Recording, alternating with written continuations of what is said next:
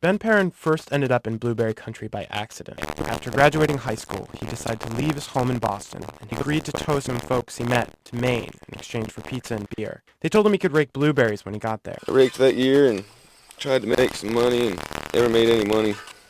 I left. Came July again, and I said, I think I'll go out to Maine and rake some berries.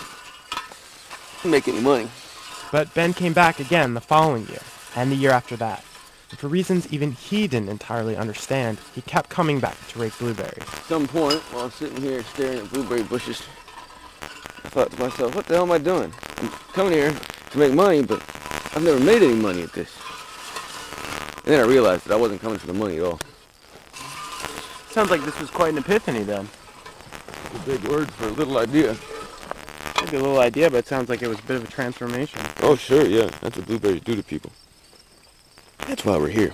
When you picture a Maine farmer, you might think of a bearded bear of a man, Paul Bunyan type.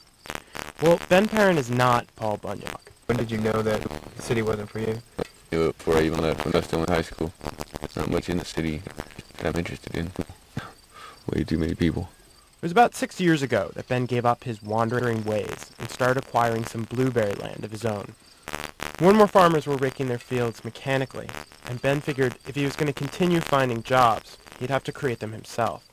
These days, Ben employs his own crew of wandering workers, many of them living or aspiring to live the kind of migrant life that he once did. You get some of everybody. That's what makes it fun for me, is the people that show up. The people who come to rake Ben's field, at least the ones who showed up this year, it seemed like they could be doing any number of things, but they'd chosen to come here. Going good. Yeah? Jack Marie is 22, a former philosophy major. Jack dropped out of school when, as he puts it, his ideas got too big for the classroom. He heard about Brook Hill Farms from one of Ben's former employees at a party in his hometown of Brea, Kentucky. It just sounded fun. So, he's telling horror stories, and instead of saying, oh man, that sounds awful, you're like, hey, sign me up. Yeah, I mean, Jack may have found his way here randomly, but it seems he would have ended up doing something like this before too long. kind of got that Woody Guthrie feeling, mythology about traveling and working. Now, I should be clear about this. Blueberry raking is back-breaking work. Trust me, I tried. So here's how it works. And gently pull off the berries.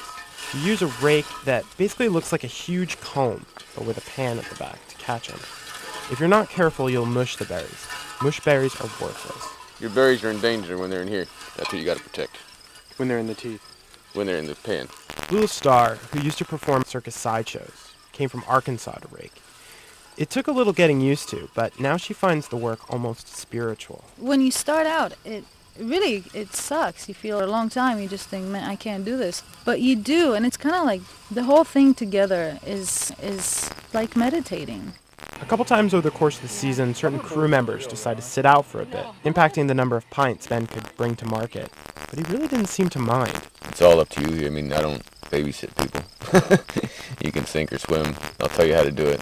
I'll show you how to survive, but the rest of it's up to you. You got to be independent and able to figure out how to go to work each day.